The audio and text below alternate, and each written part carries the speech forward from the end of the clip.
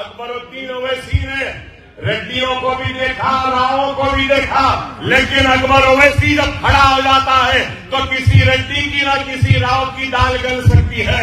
ہم جب کھڑے ہو جاتے ہیں تو اظہار حق سے وہ نہیں موڑتے، بے باکی کے ساتھ آپ کی ترجمانی کرتے ہیں، آپ کی عزت، آپ کا وقار بن کر، آپ کی شان بن کر ایوانوں میں اقتدار پر بیٹھنے والوں کے گردنوں کو جھکنے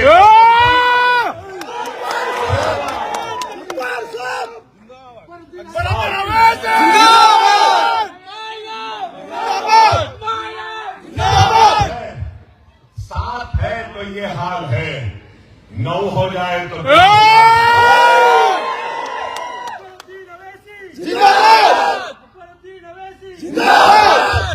اگر ہم آپ کے درمیان میں آئیں تو خدا را سمجھو الزامات وہاں سے کیوں نہیں لڑائے، یہاں سے کیوں لڑائے، ادھر سے کیوں نہیں لڑے، ادھر کیوں لڑ رہی، ادھر کیوں جا رہی، ادھر کیوں جاؤ۔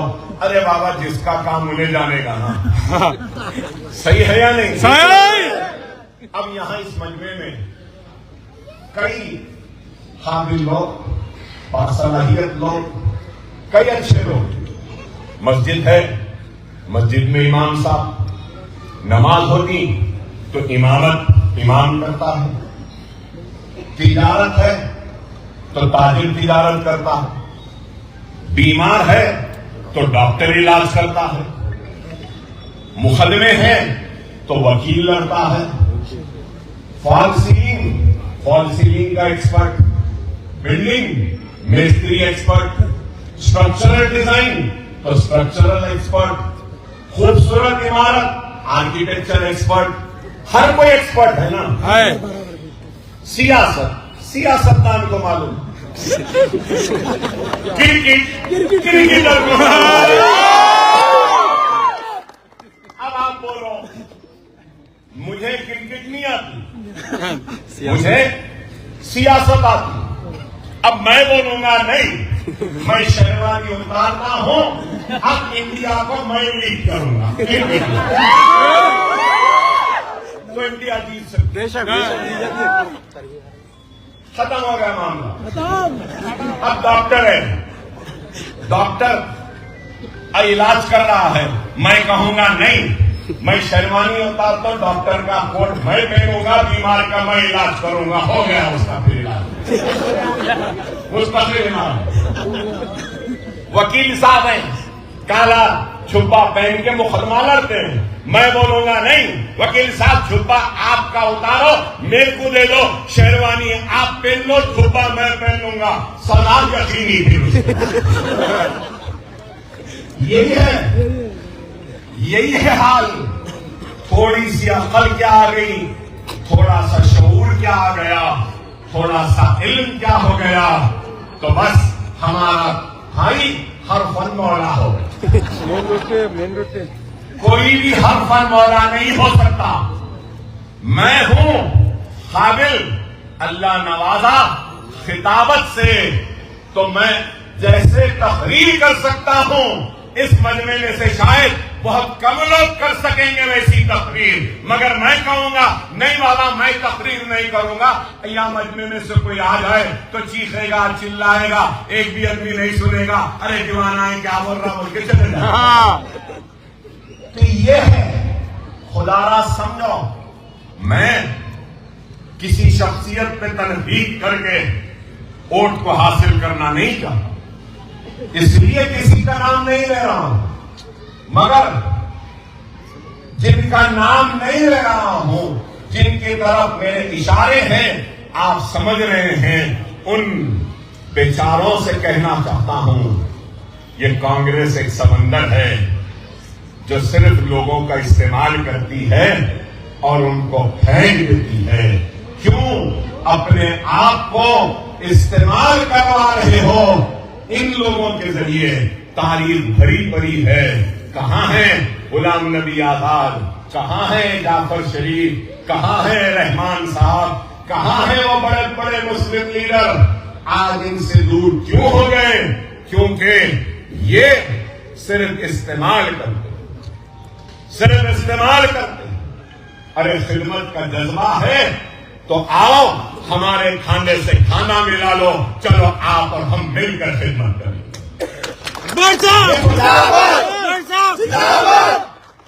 ملت کے شیرازے کو بکھیرنے کا سامان نہ بنو، ملت کے اتحاد کو بانٹنے کی شے نہ بنو، ملت کے مضبوط اتحاد کو انتشار میں بدلنے کا سامان نہ بنو، یہ میری اپیل۔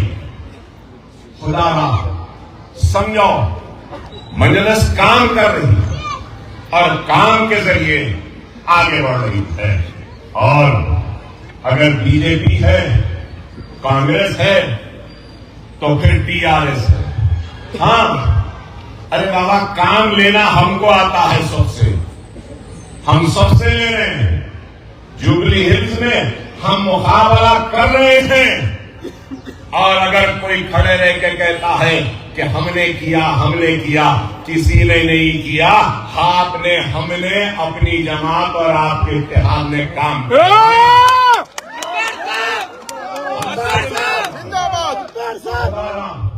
وقت اور حالات کی نزاکت کو سمجھو۔ ایک وقت بیج بونے کا ہوتا ہے، ایک وقت فصل کو تیار کرنے کا ہوتا ہے، اور ایک وقت تیار فصل کو کاٹنے کا ہوتا ہے۔ ہم نے بیج بویا تھا، فصل تیار ہے، کاٹنے کا وقت ہے، کٹنے کا یا بٹنے کا وقت نہیں ہے۔ سمجھو اس بات، سمجھو میری اس بات کو سمجھو۔ میں چاہوں تو جذباتی الفاظ کے ذریعے جذبات میں آپ کو بہا کر لے جا سکتا ہوں، لیکن میں جذباتی گفتگو نہیں، ایک سنجیدہ گفتگو سنجیدہ لوگوں کے درمیان میں کھڑے رہ کر کرنے کی کوشش کر رہا ہوں۔ صاحب سمجھ، تعلیم یافتہ، قابل، نیک، ایمان والوں کے درمیان میں کھڑے ہو کر ایک سنجیدہ گفتگو کرنے کی کوشش کر رہا ہوں۔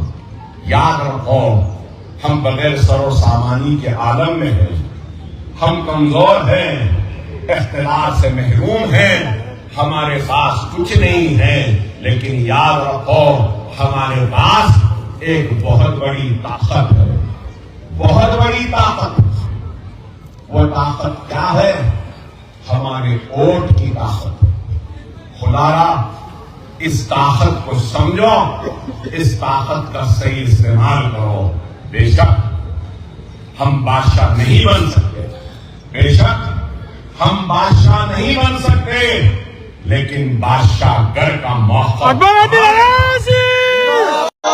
بادشاہ گر کا موقع ہمارے پاس ہے۔ ہم جس کو چاہیں تخت پہ بٹھا سکتے ہیں، جس کو چاہیں تخت پہ اس چیز کو سمجھو، اپنے ووٹ کی طاقت کو سمجھو۔ نہ صرف اس ریاست بلکہ میں کہوں گا اگر ہندوستان کا سویا ہوا مسلمان، خواب غفلت میں رہنے والا مسلمان اگر بیدار ہو جائے، منظم ہو جائے، متحد ہو جائے، تو ہندوستان کے مقدر کے فیصلے ہماری مرضی کے بغیر نہیں ہوئیں گے۔